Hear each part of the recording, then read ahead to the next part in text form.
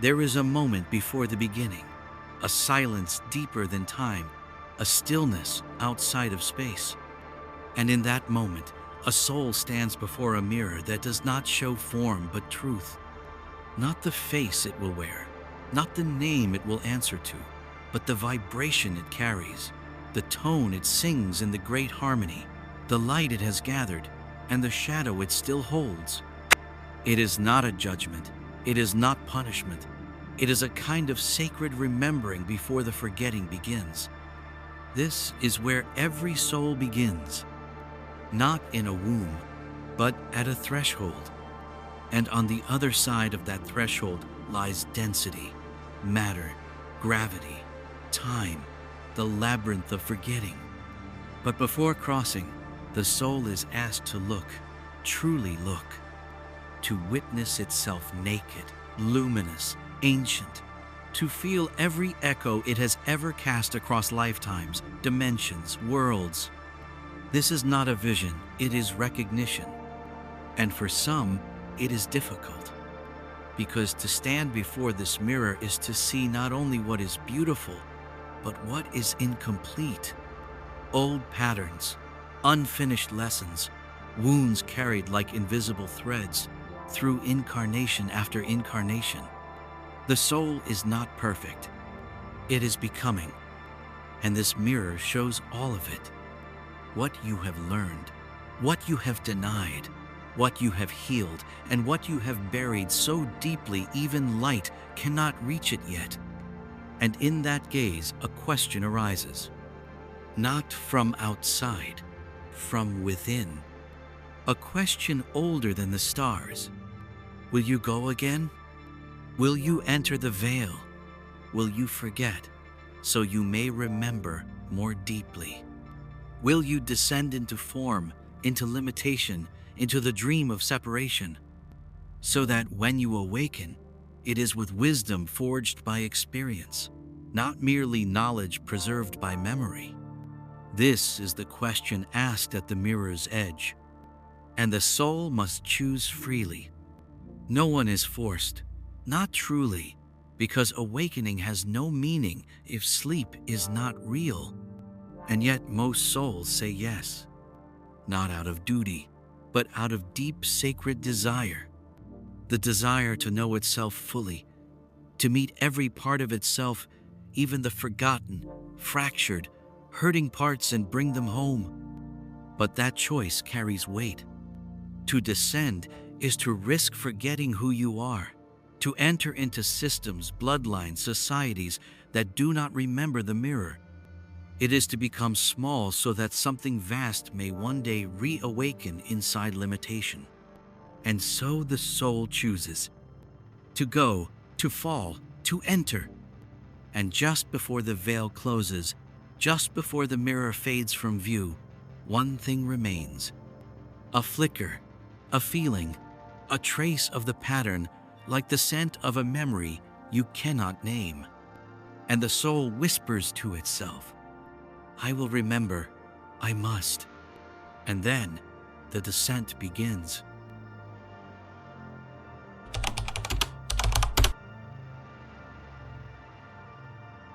It begins with a silence, but not the sacred kind, not the one from before birth. This is a silence that feels like absence, like something holy has been removed. And for the first time, the soul feels the shape of what it is not.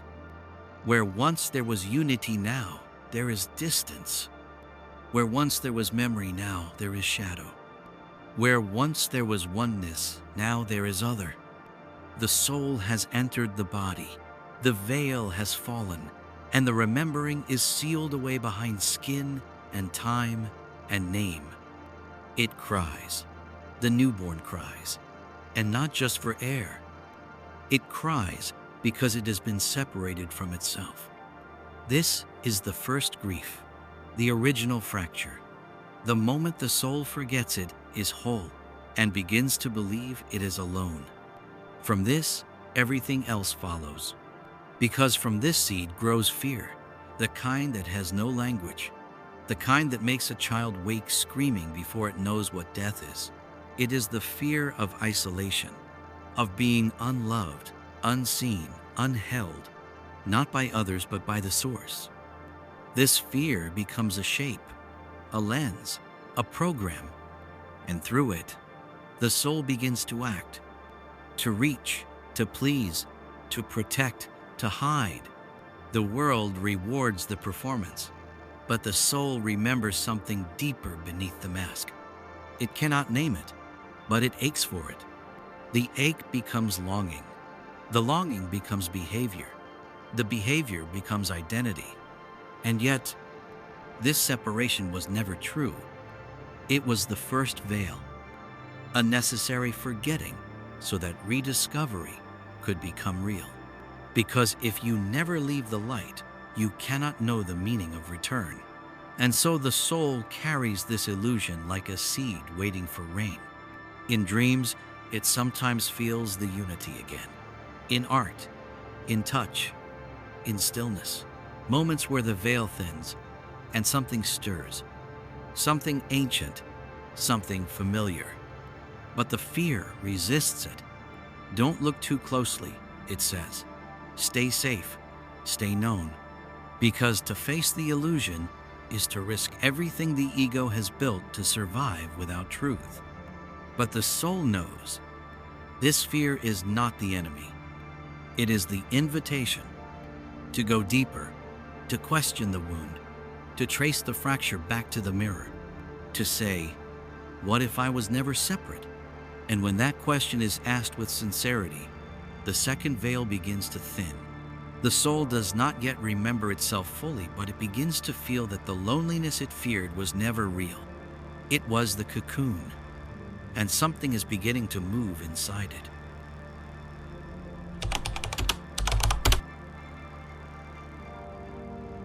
To fall into a body is to fall into gravity.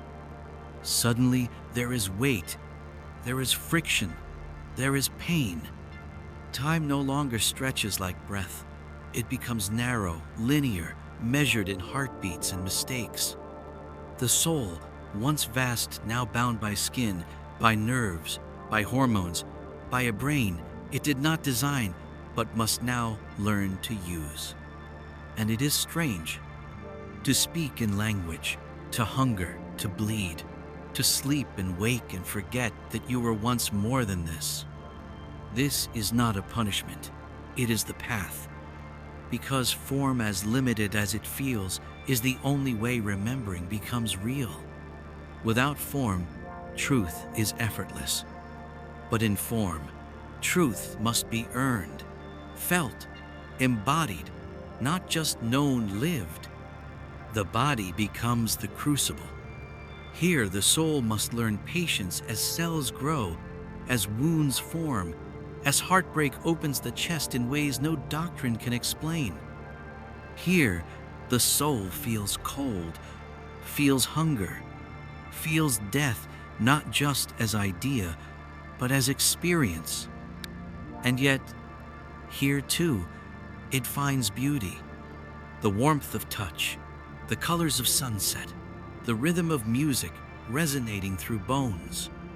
These are not distractions, they are breadcrumbs, hints, clues, whispers from the book that still lives in everything. But form resists. It forgets, it fears, it desires to protect itself, to seek comfort over truth. It grows identity around itself like armor. I am this body. I am this story. I am this name. And the soul, still awake inside, feels the tension. It wants to speak, but the body only knows survival. It wants to move freely, but the body tires. It wants to remember, but the mind keeps looping the same illusions over and over again.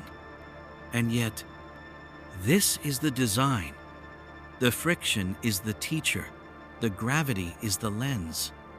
Because only in density can light learn to shine with intention. Only in limits can the soul learn what it truly values. Only in forgetting can remembering become sacred.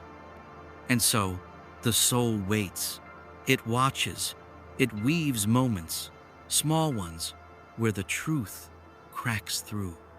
A dream that feels older than your life, a moment of awe that halts all thought, a pain that opens instead of closing. These are signs the soul is not lost. It is learning through form, through time, through experience. It is learning to walk again with ancient feet in a world that seems foreign, but is, in truth, part of its own reflection. And one day, in a moment quiet enough to hold it, you will feel it. A pulse, a recognition, a sense that the body is not the cage, but the doorway. And remembering will begin to burn beneath the surface.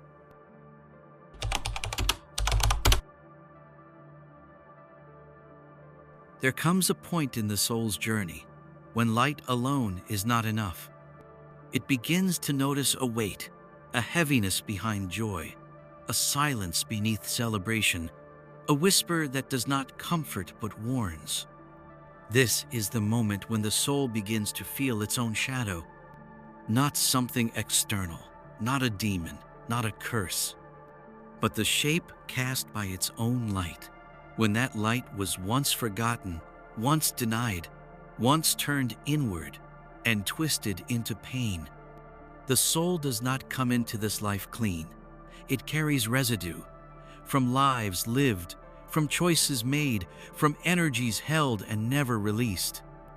Some of it is grief, some is anger, some is shame woven so tightly it became part of identity.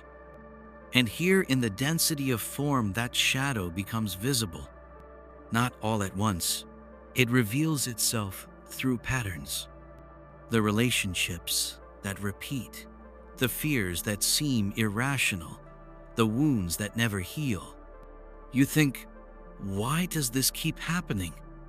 And if you are honest enough to not look away, you begin to see it. Not as punishment, but as mirror. You are not being attacked. You are being shown what still lives in the unseen self. Because remembering who you are requires remembering all you've carried, even what you've hidden from yourself. And so, the shadow rises. It speaks in behaviors, in projections, in judgments, in silence where there should be voice, in rage where there should be tears. It is not evil. It is fragmented. It is you cut off from love. And the soul must now do something that most of the world avoids. It must turn inward and witness. Not fix, not suppress, not spiritualize, but truly see. I did that. I avoided that. I held that. And in seeing the energy shifts, the light does not destroy the shadow, it reintegrates it, and the soul becomes more whole. This is the sacred paradox. To truly remember yourself, you must embrace the parts of you that forgot. You must go into the darkness not to defeat it, but to retrieve yourself. Because every wound carries with it a piece of you that stayed frozen in time. You are not here to escape the shadow. You are here to alchemize it. And when you begin to do that, something changes. The world becomes less threatening. People's pain becomes less personal. Your own triggers become teachers, not enemies. And the soul begins to whisper again. This is remembering. Not just the divine, but the fractured. Not just the cosmic, but the deeply human. Not just the light, but the light that knows itself because it has walked through shadow. And that kind of remembering cannot be shaken, because it was not given to you. You earned it.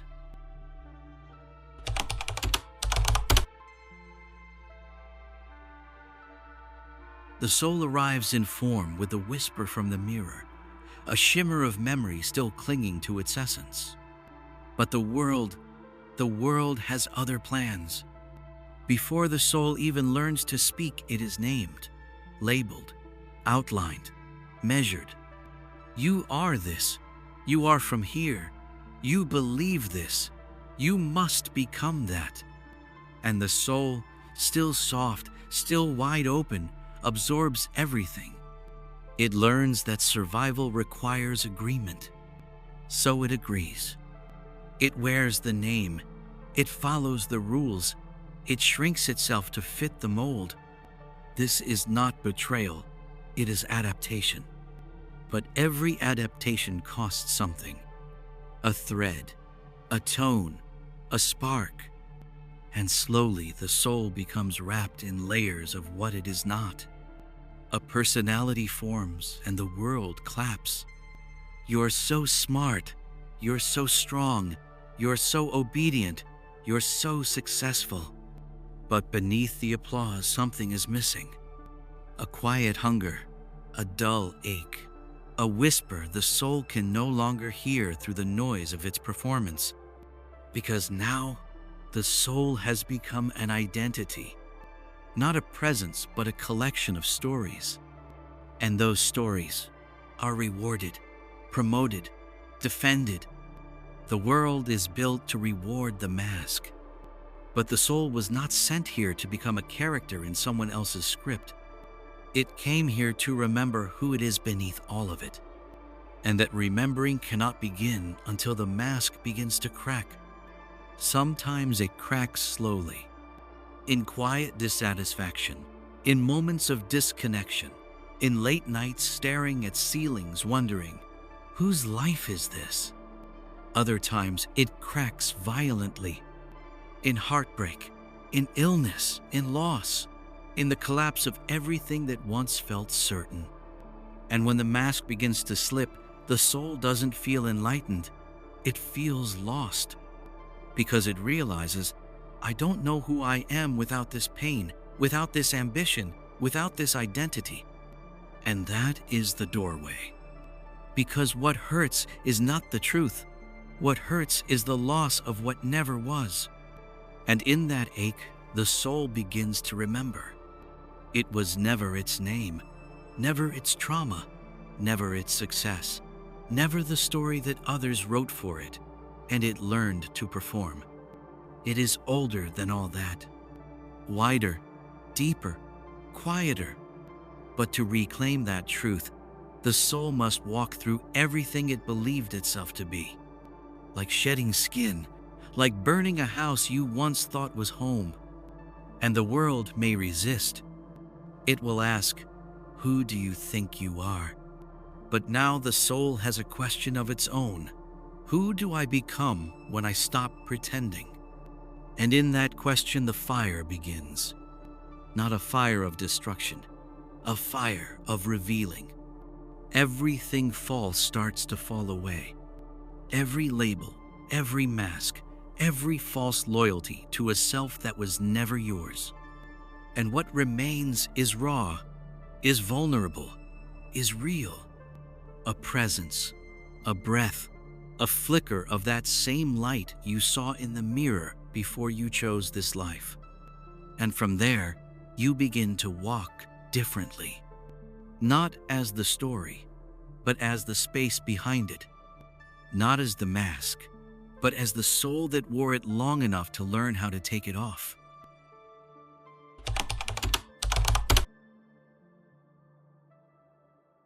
When the masks begin to fall, the world does not go quiet. It gets louder. Everything you've used to define yourself begins to resist its own unraveling. Thoughts shout.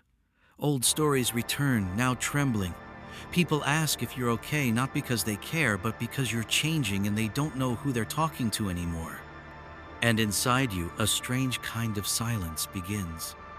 Not peaceful, not blissful, but empty. You are not who you were, but you don't yet know who you are. This is the threshold, the in-between. And it is here, in this strange, unfamiliar space, that something long forgotten begins to stir. Not a memory, not a vision, a voice. You don't hear it with ears. You feel it in the spaces between thoughts, like a presence, sitting just behind your breathing. It doesn't command, it doesn't instruct, it reminds. It is gentle, ancient, and strangely familiar. It's the voice you heard before your first memory, the one that hummed in the womb and whispered behind your childhood games. You ignored it for years, or confused it with instinct, or dismissed it as nothing. But now that the noise of false identity has cracked open, you can hear it again. And it says, "You're not lost, you're arriving." It doesn't speak in language, it speaks in knowing. Sometimes through symbols, sometimes through silence, sometimes through a sudden calm in the middle of panic. It is never loud, because truth doesn't need volume. It carries weight by resonance, not force. The voice may say things you don't understand at first. Leave, turn, rest, wait, trust. It doesn't explain, it simply is. And when you follow it, strange things begin to happen. Not magical, not dramatic, just real. The right people appear, the wrong ones drift away. The questions that haunted you suddenly don't matter. Not because you got the answer, but because you no longer need one. You begin to move not from strategy, but from alignment. From an inner tuning that seems to respond to life before your mind catches up. This is the voice of the soul, the original compass, the truest map, the thing that was never gone, only buried beneath the noise. It doesn't care what others think. It doesn't seek validation. It doesn't argue. It just keeps calling. Gently, softly, endlessly. And it has patience beyond time. It has waited through trauma, through confusion, through lifetimes. Because it knows, eventually, you would grow tired of performing someone else's idea of yourself. Eventually, the suffering of forgetting would become the doorway to remembering. And here you are. You still forget. You still fall. You still get caught in loops. But now, you have a thread, a frequency. Something that is not external, not learned, not invented. It is you. The part of you that never needed proof, that never required belief, that only wanted to be listened to. And the more you listen, the louder it becomes. Not in sound, but in presence. It begins to shape your choices, your relationships, your dreams. And in time, you realize something strange. The voice never wanted control. It only wanted connection. Because it is not above you. It is not a guide, or a god, or a guardian. It is the part of you that never forgot who you are. And now, you are ready to meet it again. Not as a seeker, not as a student, but as a returning presence. Because the voice is not a stranger. It is the echo of your own light. And all this time while you tried to become something, it was whispering, "You already are."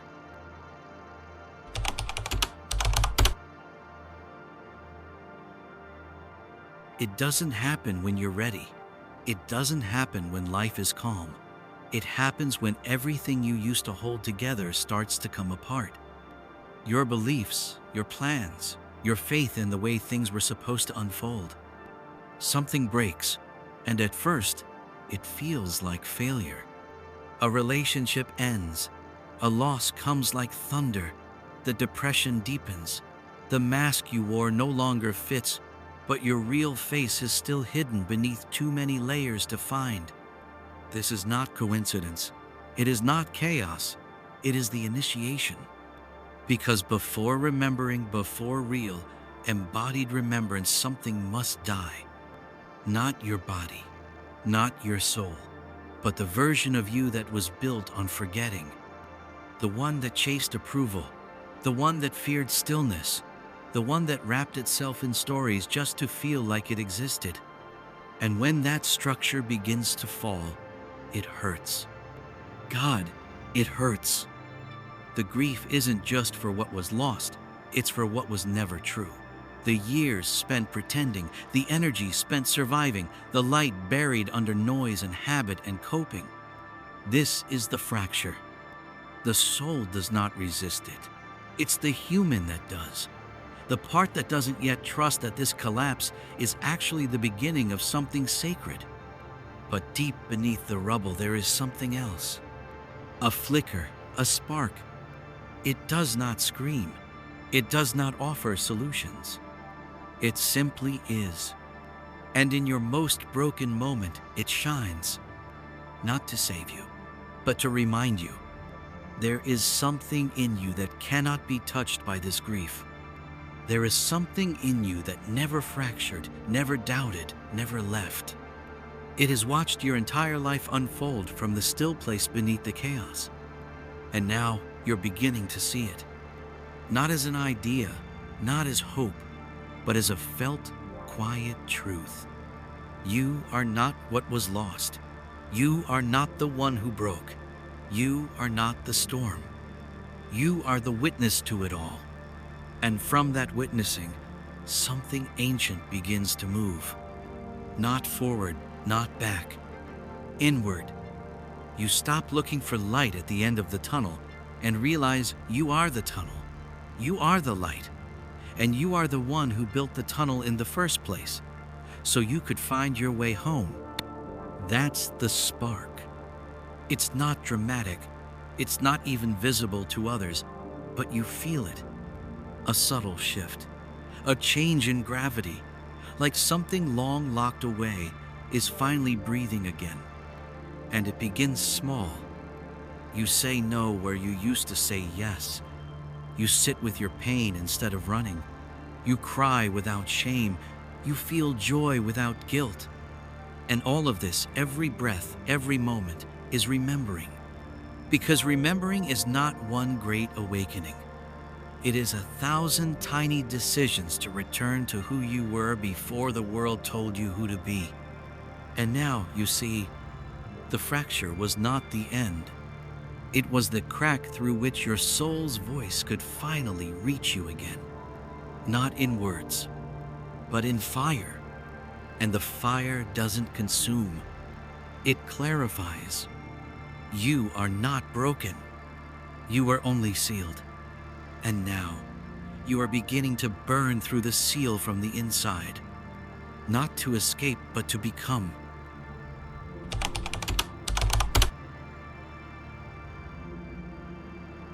There is a moment after the fire, after the masks have burned, after the storm has passed through everything you thought was you. It does not come with trumpets. It does not come with visions. It comes like a quiet breath in a room that once held chaos. And in that breath you feel it. You are here, not as a role, not as a wound, not as a seeker, but as the one who never left. The soul does not remember itself all at once. It remembers in layers. Each one peeled back with tears, with courage, with silence, until one day you realize you are no longer acting. You are no longer performing peace. You are no longer reciting the script you inherited from those who forgot themselves. You are being fully. Not because you finally found the right belief, but because you stopped looking for beliefs to replace your knowing. Not because you escaped the world, but because you finally walked back into it with your soul unhidden. And here is the truth few speak out loud. Remembering yourself is not a grand revelation. It is a return to simplicity so deep it becomes holy. You speak less, but everything you say comes from stillness. You chase less, but more begins to come to you. You no longer fear being misunderstood because you finally understand yourself. This is not the end of the journey. It is the beginning of walking it as the one who chose it. You begin to notice the pattern. Every pain taught you something. Every fracture let light in. Every delay was sacred timing, not because it was perfect, but because it brought you here. You forgive more, not because others deserve it, but because you no longer want to carry what isn't yours. You rest more, not out of laziness but reverence for the body that carried you through the forgetting. You love more, not romantically, but with presence, with openness, with a heart that no longer needs to protect itself from itself. You remember not just who you are, but why you came. And that why is not a mission, a brand, or a title. It is a frequency, a way of being that transforms space just by inhabiting it. You are not here to fix the world. You are here to become so real that illusion cannot survive in your presence. That is remembrance. It is not loud. It is not dramatic. It is a quiet revolution inside you. And those around you may not understand. They may think you've changed, or lost something, or become distant. But the truth is, you've become closer to the one you've always been. The soul doesn't need recognition. It doesn't need titles. It doesn't need to be explained. It only needs to be lived. And when it is, you begin to see it in others. A look in someone's eyes, a tremble in their voice, a presence in their silence. You begin to recognize the sacred fire in those who are still learning to burn. And without words, you light something in them, because you remembered yourself, and now you become the mirror they forgot they were seeking. This is not awakening. This is return. This is not the first time, it is the next time. And maybe, just maybe, the last time you'll need to forget yourself in order to find yourself again.